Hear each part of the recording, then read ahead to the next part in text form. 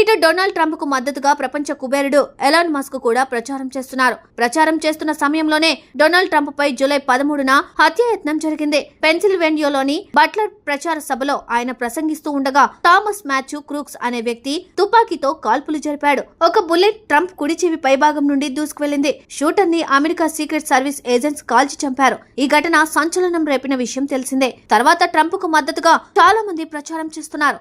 ఈ క్రమంలోనే అమెరికా వీధుల్లో విచిత్ర సంఘటన చోటు చేసుకుంది. ట్రంప్ ను పోలిన ట్రంప్ మాస్క్ తో ఉన్న ఓ వ్యక్తి ప్రస్తుతం అమెరికా ఎన్నికల్లో ఆయనకు మద్దతుగా వినూత్నంగా ప్రచారం చేస్తున్నారు. ఆయన మాస్క్ పెట్టుకుని న్యూయార్క్ సిటీ 57వ స్ట్రీట్ లో వినూత్నంగా ప్రచారం చేశారు. ఈ వీడియో సోషల్ మీడియాలో తెగ వైరల్ అవుతుంది. ప్రచారం చేస్తున్న ఈ వ్యక్తి వద్దకు యూబ్లెట్ ఫౌండర్ డాక్టర్ జై జగదీష్ బాబు ఎలమంచిలి గారు వెళ్లి మాట్లాడేందుకు ప్రయత్నించారు. డూప్లికేట్ ట్రంప్ ను కలుసుకుని అసలు ఇలా చేయడానికి గల కారణాలను, ప్రచార శైలిని అడిగి తెలుసుకున్నారు. ఇటు డొనాల్డ్ ట్రంప్ కు మద్దతుగా ప్రపంచ కుబేరుడు ఎలాన్ మస్క్ కూడా ప్రచారం చేస్తున్నారు. ప్రచారం చేస్తున్న సమయంలోనే డొనాల్డ్ ట్రంప్ పై జూలై 13న హత్యాయత్నం జరిగింది. పెన్సిల్వేనియాలోని బట్లర్ ప్రచార సభలో ఆయన ప్రసంగిస్తూ ఉండగా థామస్ మాథ్యూ క్రూక్స్ అనే వ్యక్తి తుపాకీతో కాల్పులు జరిపాడు. ఒక బుల్లెట్ ట్రంప్ కుడి చెవి పైభాగం నుండి దూసుకువెళ్లింది. షూటర్ ని అమెరికా సీక్రెట్ సర్వీస్ ఏజెంట్స్ కాల్చి చంపారు. ఈ ఘటన సంచలనం రేపిన విషయం తెలిసిందే. తర్వాత ట్రంప్ కు మద్దతుగా చాలా మంది ప్రచారం చేస్తున్నారు.